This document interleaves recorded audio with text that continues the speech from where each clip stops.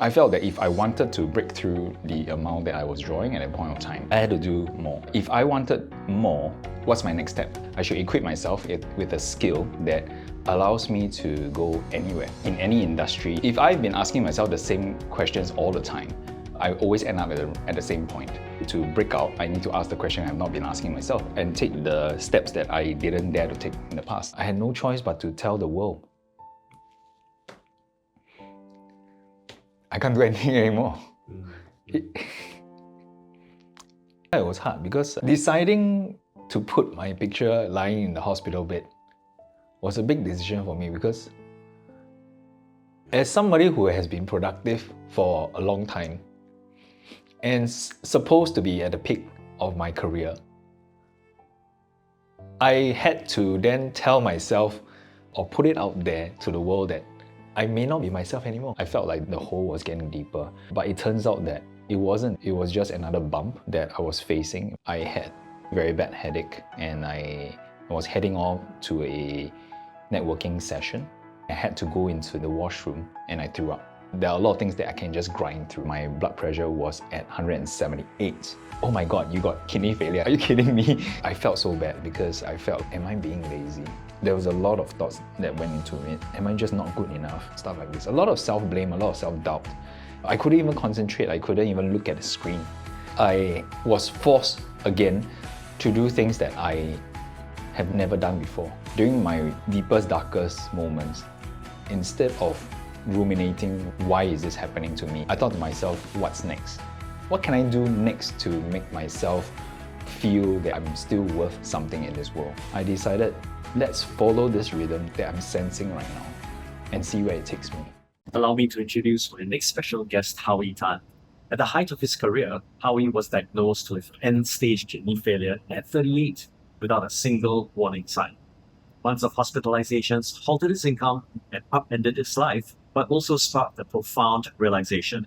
True resilience, financial, emotional, and physical, is forged in life's toughest moments. Through his work in co-creating Kintsugi Investing inspired by the Japanese art of finding beauty in brokenness, Howie helps others to build systems that not only survive disruption, but grow stronger because of it. Ladies and gentlemen, my guest, Howie Tan. So at the point of time when you were a flight crew and Yeah. you decided to leave, what was that thought process that was going on inside your mind at that point of time? All right, so in fact, during the time when I was in the airline with SIA, I was already okay. So I would say I was prepared to be there for 5 years, and then after the first 2 years, I was already thinking, okay, what's my next step? Because the truth of the matter is that, and this is quite openly talked about, is that a promotion within a company like this is very, very slow, right? It could take about 8 to 10 years, sometimes even more than that, to get to the next higher senior rank, right? And in terms of skill sets, I also felt that it is a little bit limiting for me because I hit a certain growth ceiling, and I felt like well, I mean, I would say that my life did change when I joined SQ, because prior to that, I was very lost in and don't know what I want to do, because my parents weren't like super well off. They were not educated, right? They're primary school educated from Malaysia. So so I went in SQ. My life has changed. I started traveling, right?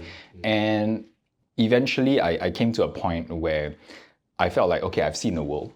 I have In 2 years. In 2 years, yes, Wow. yes. I have seen the world in the sense that the physical aspect of things, the destinations, right? I've not gone in depth into knowing the people, and that and a job like this does not allow me to do that. Touch and go, right? Yes. So I thought, okay, that's one. And the next thing is, again, a job like this, an industry like the airline, is very susceptible to pandemics or crisis. So because it's cyclical, in terms of economic and also. When did you join SIA? I joined SIA in 2010. Oh, that was just after SARS.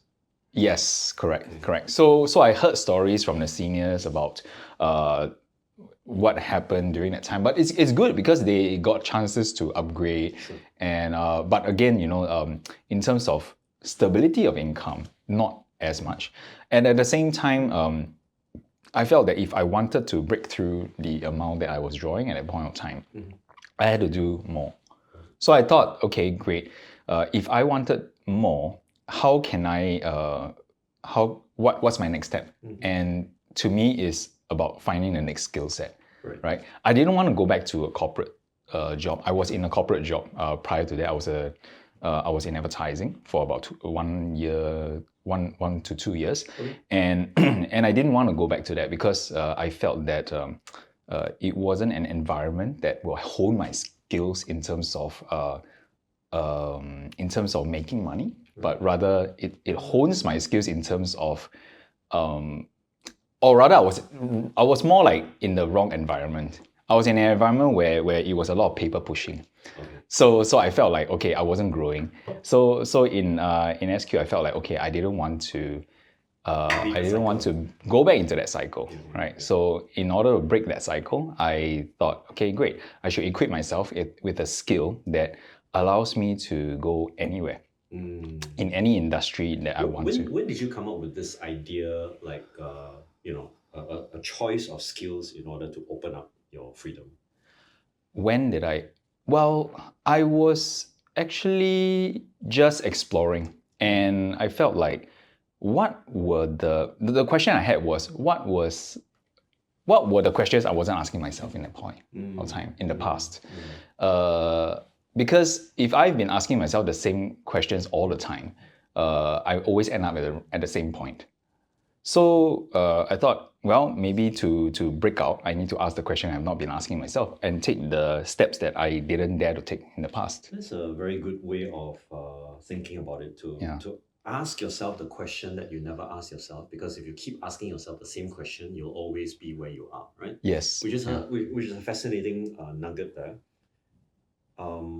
What was the most important question that you asked yourself at that stage of transition into? So I asked myself. I asked myself, in the past, I've always shunned the topic about money. So why don't I ask myself, how do I make money? And of course, this is a very common question that people ask early in their career. Perhaps they end up becoming salespeople. Some people end up becoming property agents. I think those are very respectable jobs. Sure. But personally, I felt like, okay, it may not suit me at that point of time because I didn't resonate with that profession yet. So I decided to look it up on the internet, right? And during those times, in fact, I think probably now as well, to a lot of folks who are not familiar with internet marketing or digital marketing, if you searched the term, you'll get a lot of scams. Yeah. You will get a lot of make money online and whatnot. So I decided, why not I just start from there and then scams. No. I decided to start with like how to make money online, right? And then search deeper, and then try to go beyond the. In order for because one of the things that you said is that to ask yourself the question that you never asked yourself, right? Yes. Then, what was your belief about making money before you could even get a handle on this, right? Because if you just keep asking yourself that question, that is blocked by a belief, like you said, that there was no resonance. Yes. It could have just been no resonance to just making money as a Yes. whole, right? So what was the belief at that point of time? Before I asked that question? Before and after? Yeah. There must have been some kind of a shift in the way you think about money. So prior to that, I had this impression that the more I work, the more money I can get. Or rather, don't pay attention to money. Right. Let it come to you. That kind of thinking where do your work and the money will follow type of thinking, right? And money is dirty. Money is salespeople are what was the thing I had in my mind back then? Salespeople are sleazy. Right. That type of thinking that typically people who has not gone through the journey would have. Because during that point of time, when I was growing up, I've seen people who are close to us, trying to make sales, selling all kinds of products to us, right? Yeah, there are a lot of different types, right, of things, and you can be ethical with it, you can be unethical with it. Just like insurance, right? You can be ethical, you can be unethical with it, and sell something to people that they don't need.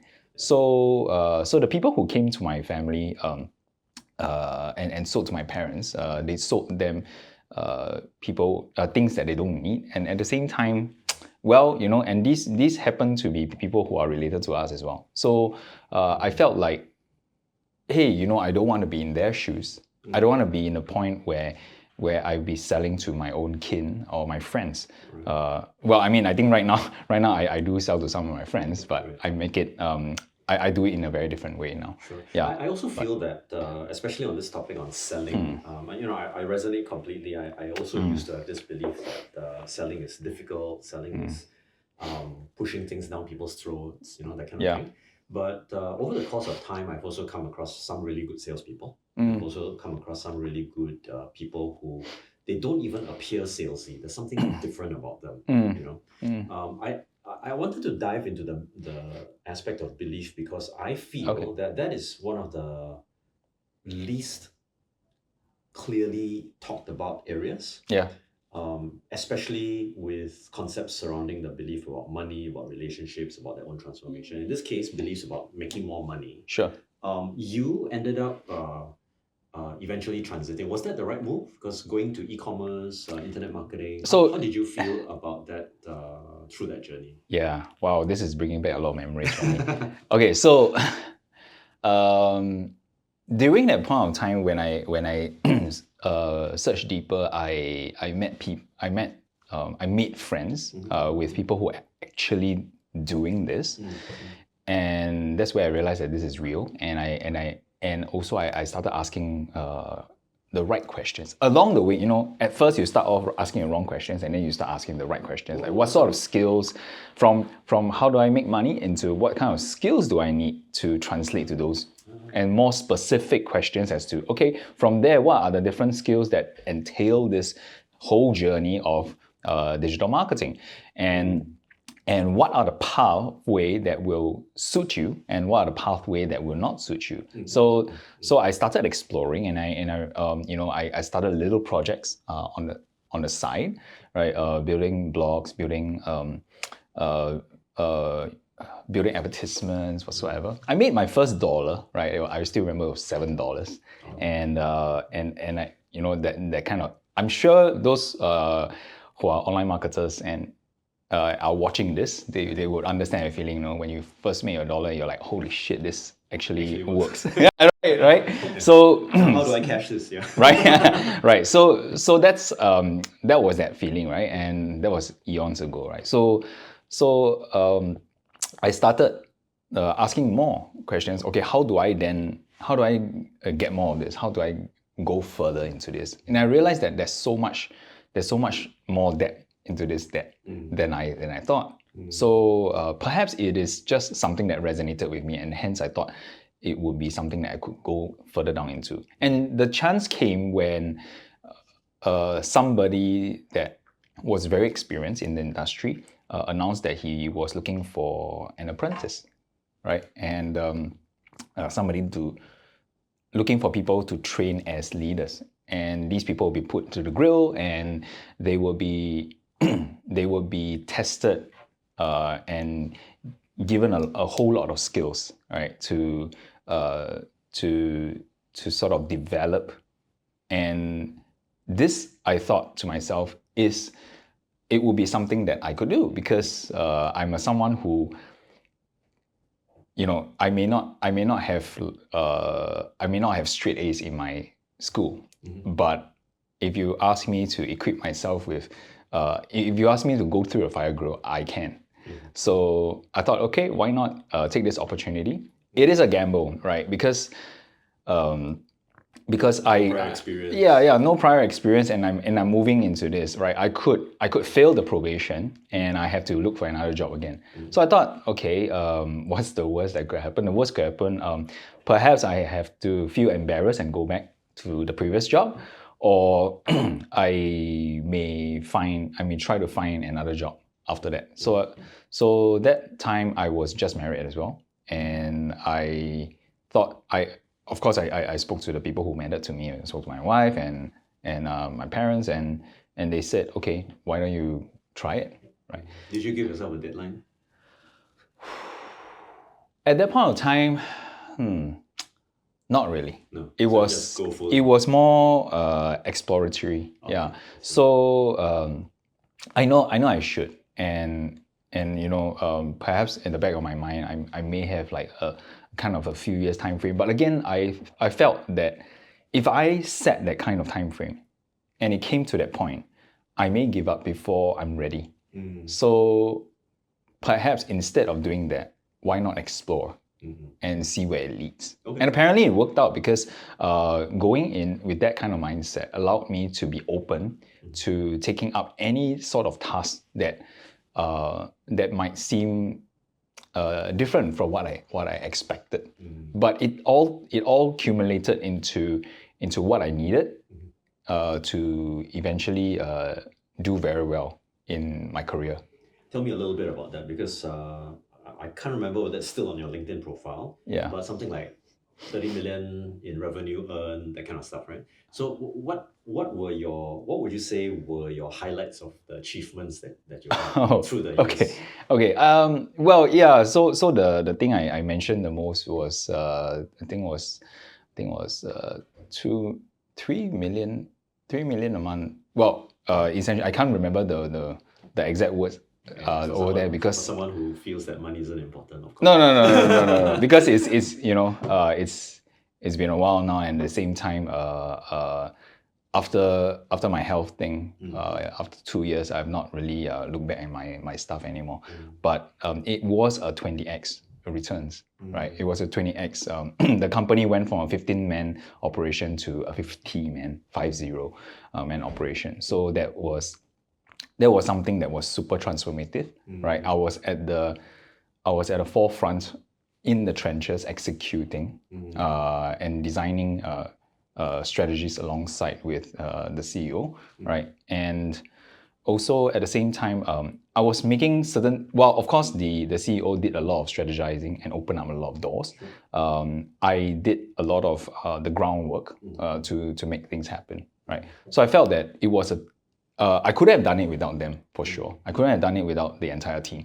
But at the same time, I also recognized that I made certain key decisions that would have opened this up. So the key moments would be, this is one of the key moments. The other key moment I felt that was that the company started focusing into a one aspect, started specializing in one aspect of what they do really, really well. So instead of trying to do many things at once, it focused into one area, and I witnessed that happening. I was part of that meeting where the founders and myself was present, and we were talking about, okay, what are the pros and cons of staying in path and reducing it, right? So being involved in a conversation like that opened up my eyes to what it means, right, when lives are at stake, because livelihoods are at stake, and and you need to make a big pivot for a company like this, right? So I felt that wow, my skills have developed from someone who does not know anything about this into a person who now is involved in decision making at this level. So that was also at the same time, it made a very big difference for me, because I felt that it is, I could feel the weight of the responsibility from there on the decisions that I made. But I was also very thankful that prior to that, And while I was on this journey, I had other skills that I was bringing in, because the truth is, I was investing at the same time as well. And through investing, I actually learned about how companies operated, how business segments operated, how they streamline, build a competitive moat, how do they outdo their competitions. And that's where I realized that I could bring all these knowledge and understanding into the table and added value in the conversation like this. Yeah, this is actually a very interesting concept known as boundary crossing. So Yeah. when individuals are, if you think about two different circles and you bring them into a Venn diagram, there's a value add that takes place when A plus B happens, right? Yes. So that's actually quite powerful. The other thing that's happening in the undertones is your investigation into investing. So tell me a little bit about that. How did you get in? What was your thinking process at that point of time? Yeah. How do you get started learning about it? So when I made my first, when I saved my first $10,000 from working in an airline, I thought to myself, wow, this is a lot of money. From being a school kid to $10,000 is something, of course. But of course, nowadays the kids make a lot more. They start young and they make so much more. They sold the Bitcoin. Right. And so right now, but again, at that point of time, people are starting to feel that I'm old now, but you see, $10,000 to me was a significant milestone, and I thought, okay, let's do something with this. Let's continue to grow it. What should I do? And I started researching, made a few mistakes, went to the bank, try to put it into certain products. I was sold all kinds of different products. I did make a mistake, and thankfully my dad was there. He told me, okay, you shouldn't commit yourself to such products, right? And to this day, I'm still quite thankful for him. But also at the point of time, I realized how little I knew about money. Number one, I wasn't asking the right questions. Number two, I perhaps was having the wrong impressions about it. So I decided to read on a lot more, right? I read different books, right? That allowed me to dive deeper into this money mindset thing. Any recommendation? I think most people would be very familiar with Rich Dad, Poor Dad, right? That's one. I think The Psychology of Money is an updated book, which is also very interesting to start with as well these days. So I think these two books are very relevant for anybody who is beginning on this journey, in this path. Don't start with make money online, because you may underestimate the journey, right? We can talk about that later. But the money mindset portion happened to allow me to run into a friend who was also investing at the point of time, and he has been investing for a few years. He was the same age as me, but he started doing this much earlier. And he told me, and I still remember he said, if you're interested in such things, I could teach you. So I thought to myself, okay, let's try it out, because he was a very good friend of mine. We just happened to run into each other in Kinokuniya. Very coincidental, right? So I think I think sometimes it has this element of luck or affinity, right? So, but again, if I wasn't searching for such things, it may not have landed on me, right? So that's the point. I think I would like the audience to also bring home to know that if you're in that zone, that's when you are ready, right? To accept that kind of information. So I was looking for this, and my friend happened to see me and said, hey, if you're looking to learn to invest, I could teach you some of the basics, right? So he did. He told me, okay, read this book. I still remember it was a blue book, right? And in it talked about the different aspects of what you want to understand, what you should be looking for in a company's annual report, and understanding the different parts of a company before you make a decision, right? So the four different areas talked about in that book is the business, the management, financials, and last but not least, the valuation of a company. So these lessons got me started on this journey of reading up more. I went into reading Peter Lynch's book, One on Wall Street. I read another book called The Outsiders by William Thorndike.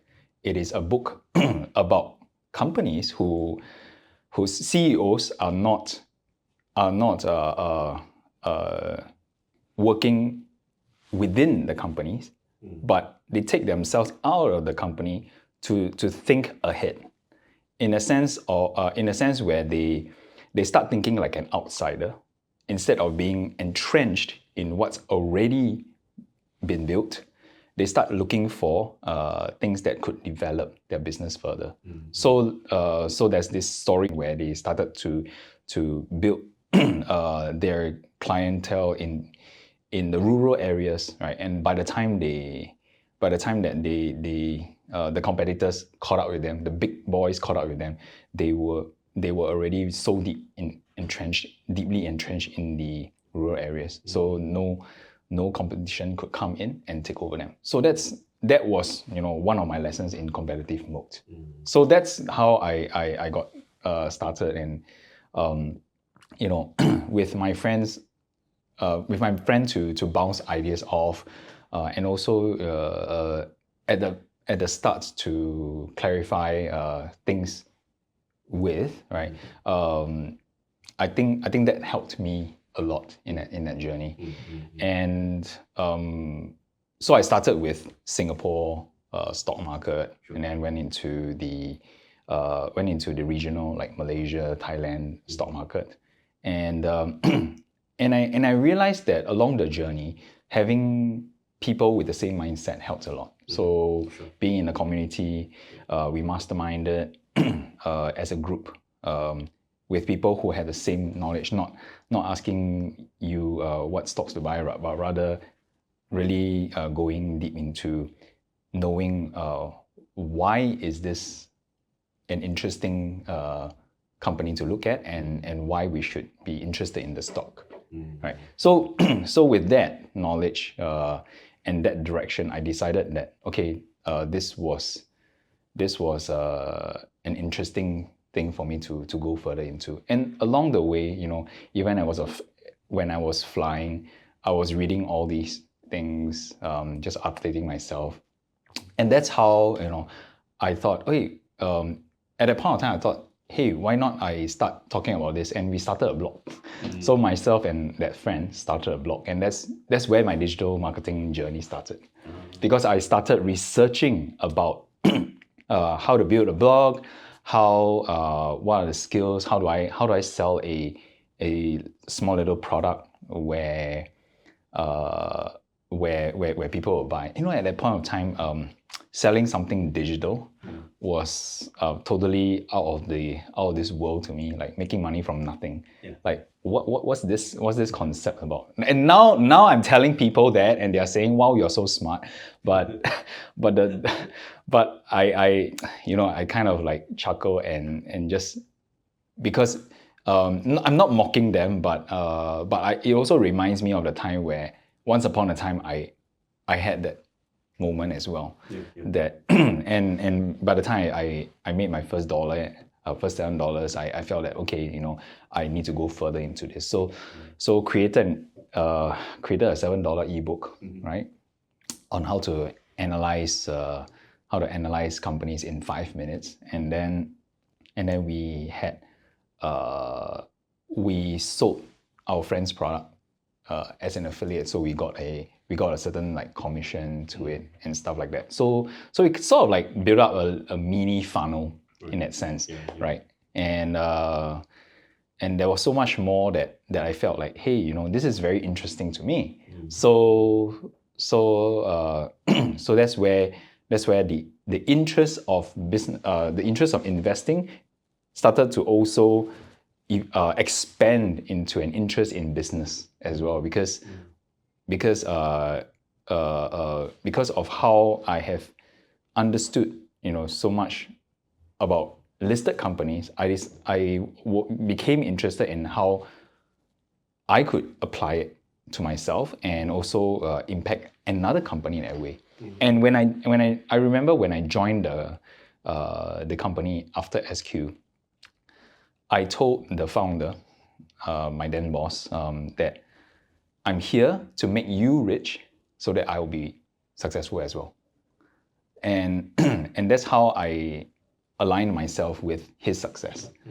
And with that, we did because it. I guess along the way I earned his trust. And Yeah, actually, where did that mindset come from? I'm here to make you rich so that I can be successful as well. Where did that come from? Alignment, because I am somebody who just feels like, okay, I feel bad when I take without giving. Okay. And that's how I am. So I thought to myself, if I'm going into the company as a fresh as a person with no experience, what can I give? I have my ambition, I have my youth, right? And if he's providing me with training and an environment to grow, the least I could do is to make him successful.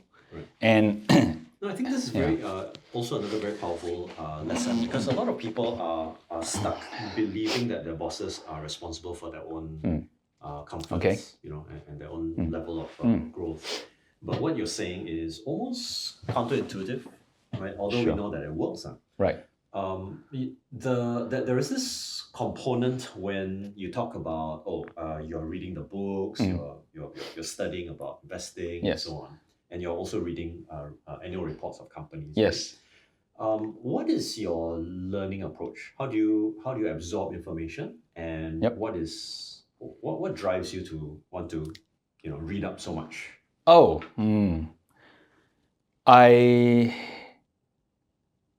I don't know, to be honest. Okay, and that's where I will start off, because to be honest with you, I was never a reader prior to that, and I just felt like perhaps this is another thing that I did not do in the past. Now that on hindsight, I realize that, okay, wait, there are in psychology we have things that we know, and we don't know that we don't know. So I realize now that I'm asking what I don't know, right? What I don't know that I don't know. So when I started asking these questions, I felt very uncomfortable, and then that's where growth triggered. So. But okay, so in order for growth to be triggered, that you must have seen some kind of a gap, right? It's not like let's learn how to boil eggs, because it would have been relatively frivolous, So there must have been a significant gap for you to even want to dive into this learning in the first place. I would say that knowing the direction I wanted to head into. Yeah. So firstly is I knew that when if I'm planning my next step from the airline, I needed more money because the job was relatively well paying at the point of time, and if I were to leave, I better be progressing. So I guess it's also this growth mindset that I always carry, and it could be a result of ambition. It could also be a result of the belief that we should keep learning. Do you feel that you're a curious person? Oh yes, I am. Yeah. So the funny thing is, my son was saying I have a lot of questions in my head. I do too. So I would reply him and I say, your dad has that as well. So we would laugh. But the point is, the point I bring across to him is what we do with those questions that matter.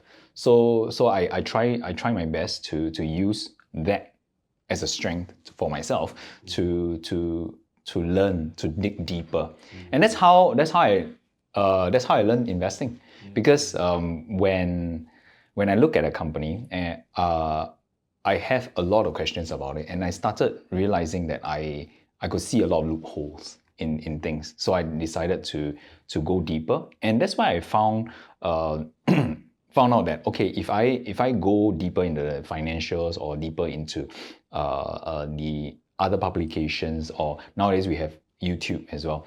So if I go deeper into the information hunt mode, I could find out so much more than what other people wouldn't have known. So, and it's also driven by, like you say, it's driven by your direction. So in other words, you can sift out the things that are noise and just focus on what's important to that direction that moves you forward. Yes. So firstly, you need to know what you want to do. If you don't know, okay, if I didn't know I want to make more money, I wouldn't have gone onto the path of investing or business, right? So knowing your North Star, knowing your general direction, you need that. Yeah. And that brings up a point also, because you're absolutely right. In order for learning to really take place, one must be willing to confront the unknown, or at least be willing to challenge one's own assumptions. Yes. And that discomfort gives rise to a gap, and also gives rise to what might be classified as curiosity, so that you can close the gap. I found that there are quite a number of people whom I know who don't apply that when they are confronted with the question, I want to make money. They are drowned out by their inner voices about why that's a bad thing, rather than to answer the question. Okay. Right? Okay, I think that's something that would affect a lot of people, and perhaps even me as well. But my advice to that would be to take the next step. Because whenever you feel drowned out, I always find myself asking what's next. And that kept me in pace. It kept me from feeling flustered and confused, because and somehow I translated that into my health journey, right? Because during my deepest, darkest moments, I thought to myself, instead of ruminating why is this happening to me, I thought to myself, what's next? Or what can I do next to make myself feel that I'm still worth something in this world? Let's take a step back from that, because we've kind of like explored your journey career-wise, but not, and of course money-wise, in terms of your transition from coming from a poor family, but then now beginning to understand the value of good investing skills. Being able to let money grow. And there was this point of time, and we were in that conversation during scaling. We're having conversations back then regarding helping other businesses to grow. But also during that period of time, I remember there was one night we were having food at Providor, remember? Okay. Then we were talking about why you cannot put on weight and all that. Remember? So okay. there was an interesting conversation. So I was wondering what was going on, and then the health scare took place. What were you feeling at that point of time when this took place? Because I remember you telling me, and we texted, you're talking about like 160, 170 BP, right? Which was ridiculously high at that point of time. What was your state of mind at that point? You mean when the BP thing happened, or when there were things that were obviously not going quite right with your health? So during that point of time, I think before I found out, I was just thinking that, hey, why am I not able to do this? I think it's that thinking of having being not enough, which has kept me going and helped me to achieve a lot of success, because it was a driving force for me at that point of time. At the point where I found out about my blood pressure level and my diagnosis. So I think first I found out about my blood pressure. I had very, very bad headache, and I was heading off to a networking session, right? I remember getting off the Grab, and I felt this really, really bad headache, and I had to go into the washroom, and I threw up. And even after throwing up, I didn't feel better. I sat through the networking session, right? Because I'm just like that, right? I think being in that culture of hustling and high performance, I just feel like there are a lot of things that I can just grind through. And I did, right? It has been proven over the years. And that's the thing, because when something is proven right, they get reinforced over and over again, and your belief becomes so strong, right?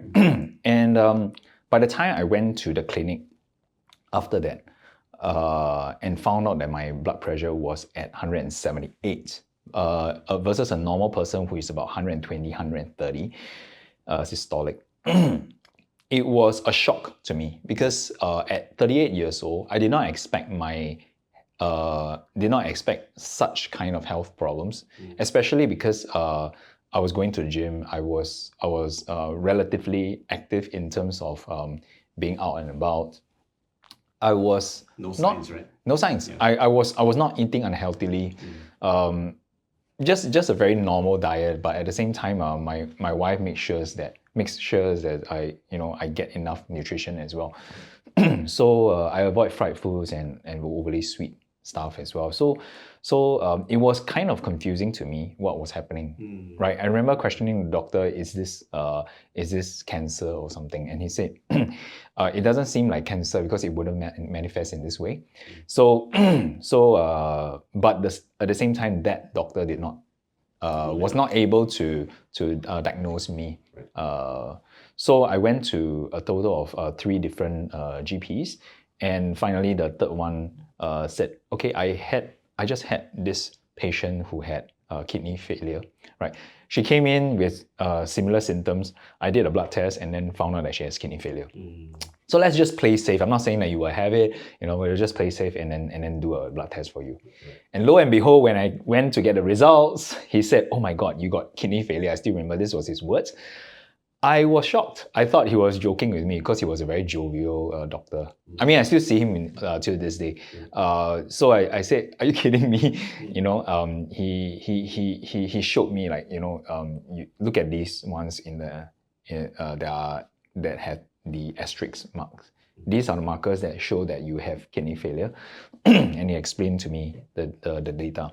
So at the point of time, I just felt like I needed a moment. I needed probably about 1 or 2 minutes. And I'm very glad that the doctor gave that space to me.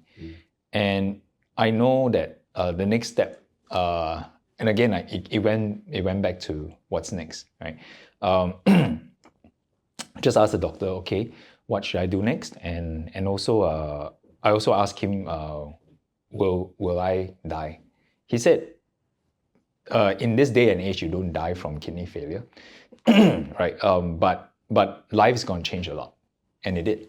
So I remember having to explain this to my son on that very same evening, that I need to go to the hospital, that I am going to a hospital for a while, and I'm not sure when I'll be back. And he asked me why. I said it's kidney failure. He was 4-year-old then, and couldn't understand. But I think over the years, as I repeated it, he became more familiar with what I'm going through. So, what was the procedure that they had with you when you were in the hospital? So the first thing they did was they gave me a lot of medicine to keep my condition stable. But a lot of supplementation and certain blood pressure suppression thing, and they ordered for emergency dialysis. So the reason why I needed dialysis so quickly was that the levels of creatinine are different from creatine, because creatine is actually the product that our muscles need, but creatinine is the waste product that is toxic to our body. So my creatinine levels was over the usual limit, way over. So a typical kidney failure patient on the end stage is 800. A normal person is 200. Mine was 1,600. So so it was no wonder that I was lying on my sofa for 2 weeks prior to that, not being able to do anything. I still remember telling you and Po that I was unable to work, and I felt so bad because I felt like, am I being lazy? You know, there was a lot of thoughts that went into it, like, am I just not good enough, you know, or stuff like this. A lot of self-blame, a lot of self-doubt.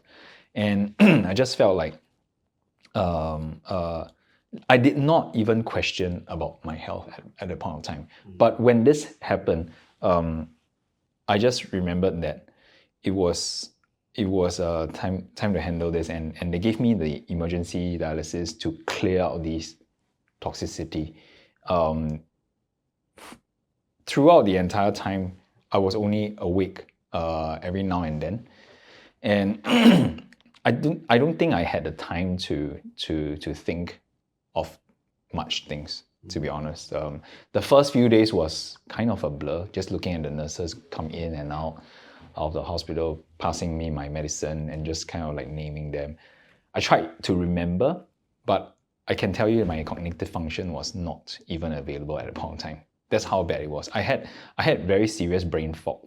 I had very limited energy, right? I think about 30 minutes to 1 hour a day is a sufficient gauge. So after a few rounds of dialysis, I started feeling better again. Right, the energy started recovering bit by bit, and also that there was also a taste in my mouth, a very metallic taste caused by urea, which is another toxic chemical produced by the body, waste chemical. So I remember the metallic taste was also fading, and I felt a little more myself at that point of time. I had a catheter insertion over here, above, just around my collarbone. I still have a scar here, so it was inserted right there, down to the vein that goes down to my heart, and that's where they drew the blood to do the dialysis. So each time I have to go through a dialysis, apparently it's a strain on the heart. Right.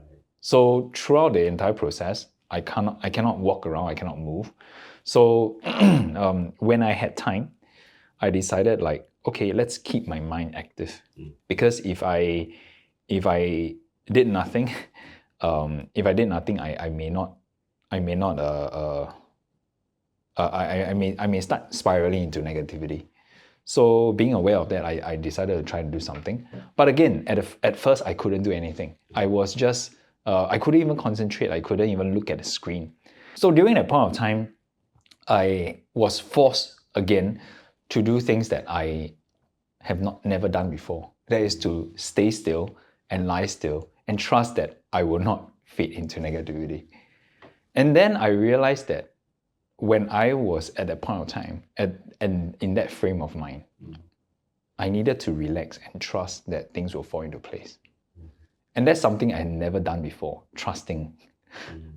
So and it sounds very deep or woo, but knowing that, but when you are at that state, right, of emergency, that state of health, where you can't move, you can't do anything else, you just have to do it. And your mind starts to pay attention to the flow of things. You start to feel the flow of, you start to feel the flow of life. And you start to realize that, hey, perhaps there is some sort of rhythm after all, that you may not need to manufacture, that actually happens naturally. So I felt that maybe I should move along with this rhythm. So instead of thinking to myself that you are so weak that you can't even get out of it and you can't recover from this, I decided, let's follow this rhythm that I'm sensing right now and see where it takes me. So when I'm in the unknown, I realized that I would trust that things will fall into place. And so during that point of time, I remember just trusting and just laying there to say that, okay, good, I will follow whatever procedures I need to go through and allow that to bring me to my next step. And I did. So each time the doctor came, I would try to understand more about my condition, and then I would try to understand, okay, what they were actually doing without much judgment. Trust that they have my back because I've already gone to the correct place. So went through the entire procedure for about 2 weeks. By the time I was well enough to be discharged, my parents and my son came, right? I was good enough, or was able enough to sit up and talk to them a little bit. So at that point of time, I still remember Paul visited me. Then some people messaged me while I was there. Some people who knew when I didn't, yourself included. So when I have not announced it on social media yet, that was the time where I just felt like I might have suffered from loneliness during that time, but amazingly I didn't. Yeah, I thought I would, but I didn't because I'm someone who likes being around people, but I didn't because I felt that perhaps during that point of time I just found another way of handling this issue. So following along, when I got back home, I decided to continue flowing in this direction. I knew that I wanted to be well, but I know I couldn't force it. So instead of forcing it, I decided to sense that rhythm and amplify it. So as and when I felt that my energy is coming back and I'm ready, I would test it and see if I could push it further. I would test it a little bit at a time, and then eventually I came to a point where I knew when I was able to push more, when was the time that I need to pull back. And till today, I still carry that with me.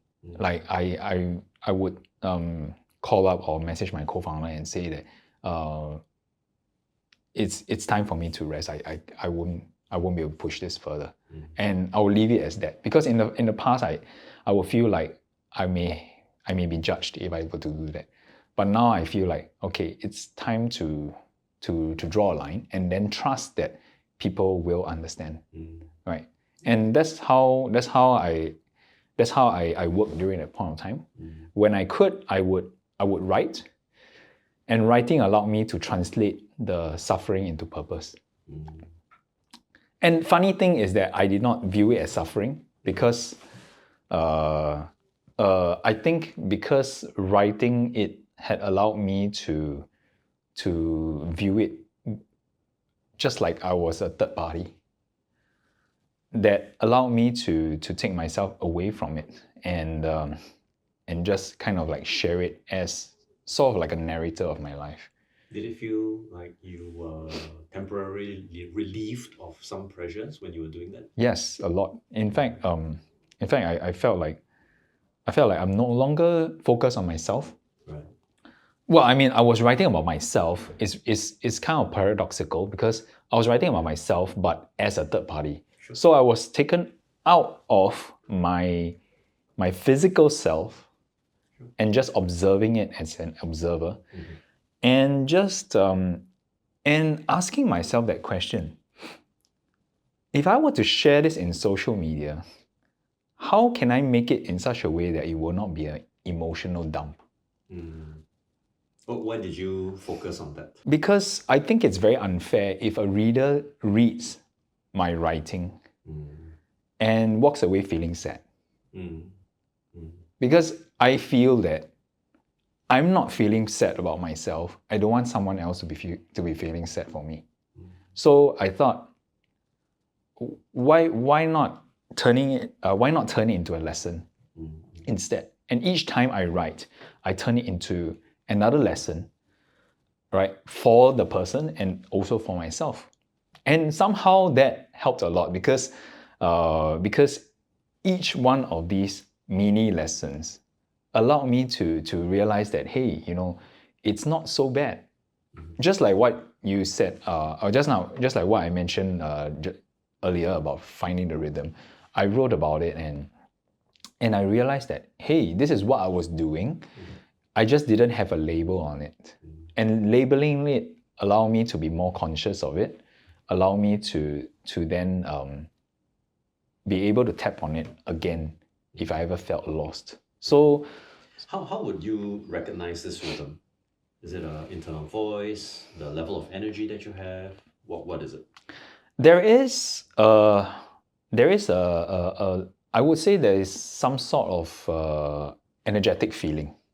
So Where would you place it? I mean, if you Wow. feel it in your body, where would that be? I think somewhere around the chest and just The gut. above the gut. Right. Yeah, just around the gut area and the chest. So you kind of feel like this. You kind of feel like this beating, Okay. and yeah. Now we're getting very deep into this, but That's the idea. yeah. Okay, but you see the beating feels like it's not your heartbeat, but it's like a heartbeat of an entire mechanism of the world. Sure. Yeah. So you start to find that, hey, in this world, things are somehow moving in some sort of rhythm, even though it may seem like it's in chaos, right? There's some sort of up, there's some sort of down, just like in many other things, right? In business, you have a lot of ups and downs. In the stock market, you have a lot of ups and downs. But in general, there's some sort of direction. If you zoom out and look at a span of a number of years, you can see there's some sort of pattern that will emerge. So the same thing with life is that, the same thing with this rhythm is that this rhythm is something that keeps moving at a constant rate, even though the world is in chaos. And that rhythm brings me forward to the next step. It's a kind of like a grounding rhythm. I think so. And I was talking to my psychologist in the hospital, and she did give me some grounding techniques, and I felt that, hey, when I was doing those grounding techniques, it did amplify that feeling in me, that awareness of that rhythm, that I felt like it becomes a guiding force. Then there comes that voice, but that whispering, guiding voice that tells me, all right, these are like, according to what's happening right now. Like for example, when I was in the hospital, I remember the voice telling me, this isn't a setback, it is a lesson. I was very confused because I'm not subscribed to one single religion, right? But I'm not atheist either. So I believe that there's a higher power. So I felt that this voice is trying to tell me something, and it did. So I listened to it, and true enough, it's not a setback after all. In fact, till today, I still don't see it as a setback. A lot of people tell me, hey, I'm so sorry for you, and you're going through such a bad time. I often tell them, like, thank you so much, but at the same time, I just wanted to let you know that I'm not looking at it as a setback at all.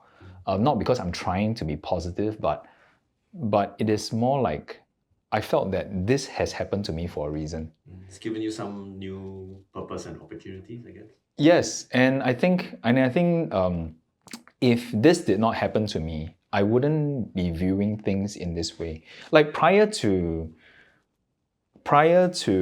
this event happening to me, I was already searching for something that I can do that's more aligned with my values, right? That's not just pure money-based or pure performance-based, but more aligned with my values. But at that point of time, I felt like I hit a certain ceiling. But when this thing happened to me, and I hope that it doesn't happen to anybody else to discover this. But what happened was that when the crater opened, I felt like I was going deeper into this alignment thing, where I was questioning things at a more in-depth level, where where I did not tap into in the past, right?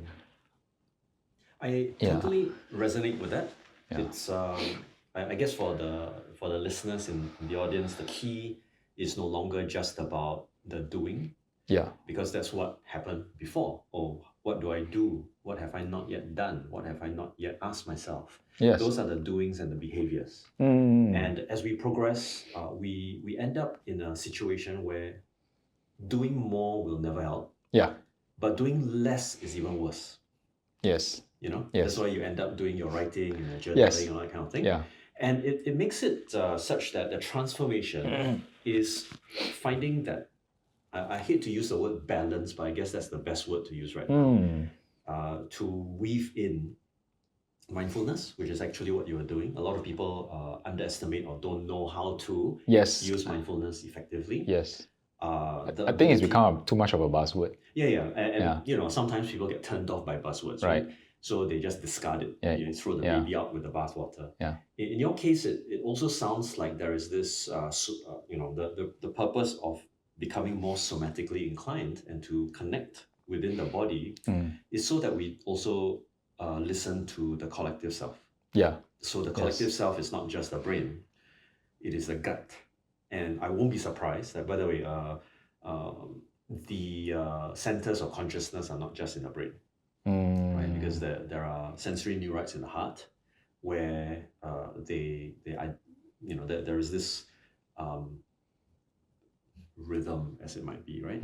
Some form of a magnetic force that is generated because of the beating of the heart that creates a field. And a lot of people don't know this. Then, of course, the gut is home to trillions of bacteria, of which appear to have their own mind of its own, right? So they go through the healing process, they go through the digestion process, they sustain life. And eventually what comes out is this, I like that you find the rhythm and then the voice comes. I think that's an interesting process of discernment. And I'm not sure whether that happens when you're investing also. We'll come to that in a while. Okay. Because I suspect that it becomes a very interesting voice of grounded trust, right? That you have a certain confidence and faith that certain things will go in a certain direction because you know what to do. You are not second guessing yourself. You're not going on blind emotion or blind logic. Yeah. It is like, okay, I considered all these factors. This is the only way that will go. And then it just leads you in that direction. Does it sound about right? Yes, I think so. And going on the point of that balance, right, between not doing anything and doing a lot of things, is that life does not stop moving. Yeah. So to a lot of people who are lost or doing or find yourself doing nothing, I think it's a lot. I think oftentimes it is our ego mind that is stopping us because it's putting in so much questions and stress that is blinding you from this force that is moving forward. Because in nature, right, every living thing continues to grow, every living thing continues to move forward. But if your ego is constantly attacking you, you freeze. Or if your mind is constantly in fight or flight mode, which a lot of entrepreneurs potentially are, high performers, a lot of people who tend to worry about things tend to be in this stage very often. You tend to freeze when you allow this part to overwhelm you. So if you learn to turn that down, right? I'm not saying ignore because it will only amplify it. But if you learn how to turn that down or shift your focus away from that to this rhythm, you will then find that movement forward. So I don't think that, I don't see it as a balance, but I see it as moving with what is supposed to. A dance, kind of. In that sense, yes. Yeah. I think that would be a better way of putting it instead of saying I really need to move forward all the time. Because if we say it that way, we are forcing it to happen. But if I say that I'm going to stop and listen to that forward motion or to that rhythm, that's where I start trusting and I start moving forward with it. So yes, I think what you have described just now is very accurate as to what I experienced, and I think in terms of considering data and all the different aspects, yes, I would say that when it comes to investing, the people, in fact, people tend to be very affected by the movement of the prices, and a lot of headline news tend to come out to say that there's always some sort of end of the world scenario happening. But again, out of the decades and centuries of end of the world, we have not come to the end of the world yet. So the point I'm trying to put across here is that if you've done your homework, you've done your research, right? You need to trust the data and take the next step. And also not be overwhelmed by all of this secondary information that's flooding you. Yes. I think a lot of the emotional flood prevents individuals from really making the wisest possible choice. Unfortunately, I also have this belief that because they are maybe even addicted, to their own lesser voices, because they seem to function as an attention grabber or some kind of a thrill rider.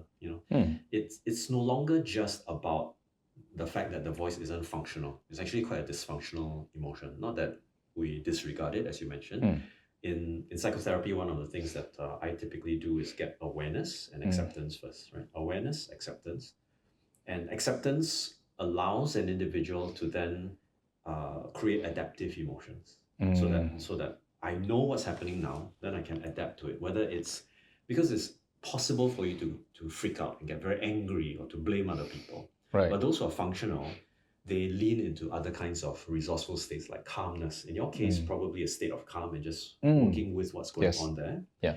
Always trumps the more volatile emotions, right? So that's in a nutshell. I mean, there's a lot more psychology behind this, but it's a very rich experience. And I remember you saying earlier on, you don't wish for people to have to suffer in order to get some of these insights. Yeah. I think the unfortunate truth is that most people who hear insights without a necessary measure of suffering will not get it. So it's not that in fact, they don't even have to suffer physically. They can suffer in any other way. They lost $1 million. They got betrayed by a friend, whatever, right? There could be some form of suffering that kind of like awakens something more primitive within that forces them to have to pay attention. And what you went through really is a process of attention and awareness before acceptance. Well, if that is the case, then I would wish whoever and when a person goes through that, I will wish him or her strength. And I would remind you that you need to trust and allow the events to take place to be able to experience that sort of transformation. Because sometimes I remember Alex Hormozi saying this, that you need to experience that failure in you before you can then emerge and learn from it. So that's something that I thought, hey, is very similar to this process that I experienced, because I had no choice but to allow myself to experience all these learnings. And I had no choice but to tell the world, I can't do anything anymore. Yeah, it was hard because, deciding to put my picture lying in the hospital bed was a big decision for me, because as somebody who has been productive for a long time and supposed to be at the peak of my career, I had to then tell myself or put it out there to the world that I may not be myself anymore. So it was a very big moment for me that that this had to be done, and I knew it had to be done because I felt that this was the next step for me. Well, I look at it very differently. I still remember Yeah. the image coming out on Facebook, and I was, you also swelling up, and it was just, I think it was a sign that was being given to other people, that, well, not just treasure your health, but also treasure the other things that have passed, that have come to pass also. Yeah. And in this sense, your experience, I think, is one of the more, shall I say, literal transformations from a physical standpoint. That's one. Secondly, the transformation is evident from the standpoint of you seeking a higher identity.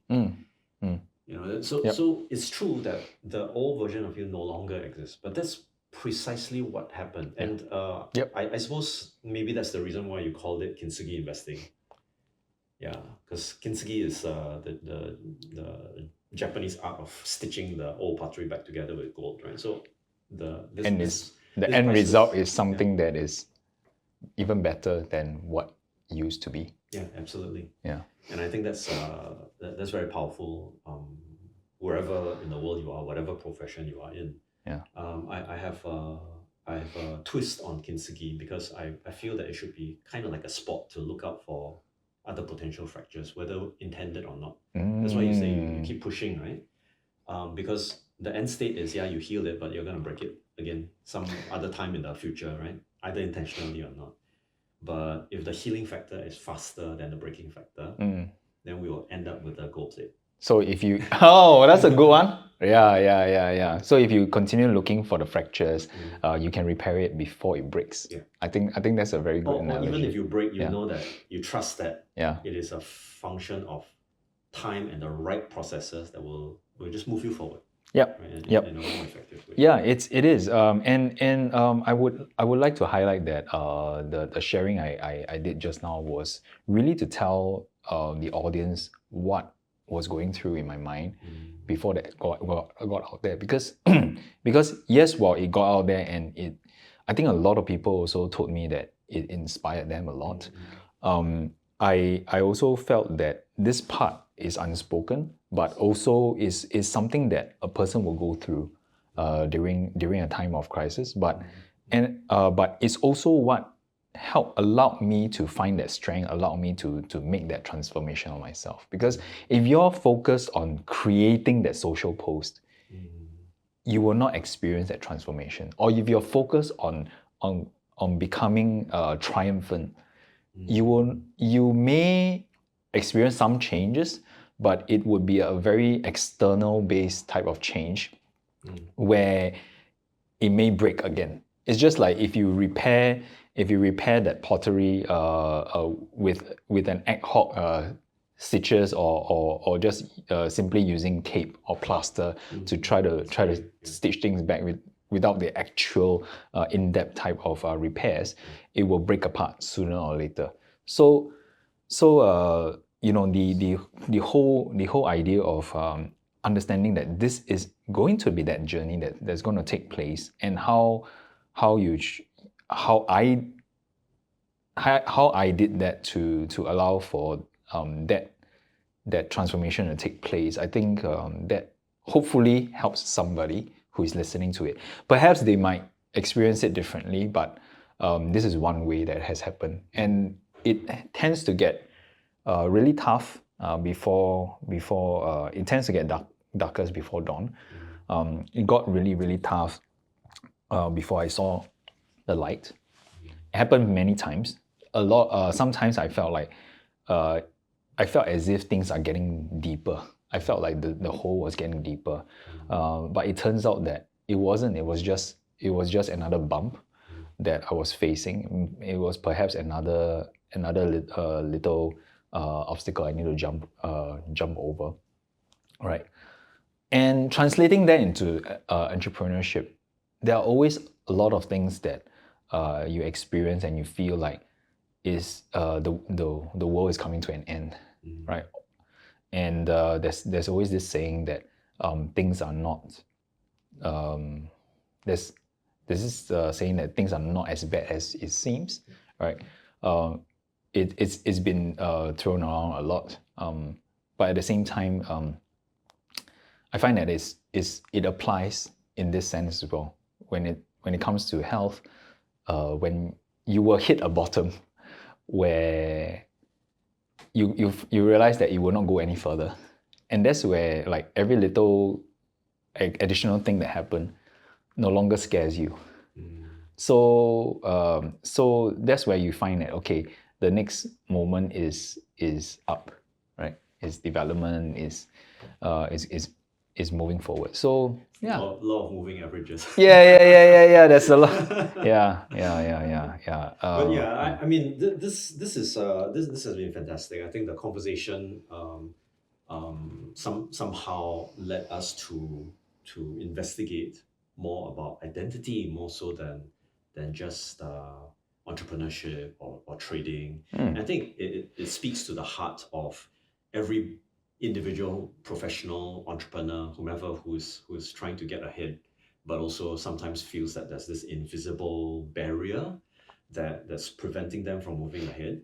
But I do believe that stories like yours will also highlight the nature of inner resources, right? The things that we can rely on within ourselves, the way of thinking that can enable us to keep forging forward so that we don't give up at the wrong time.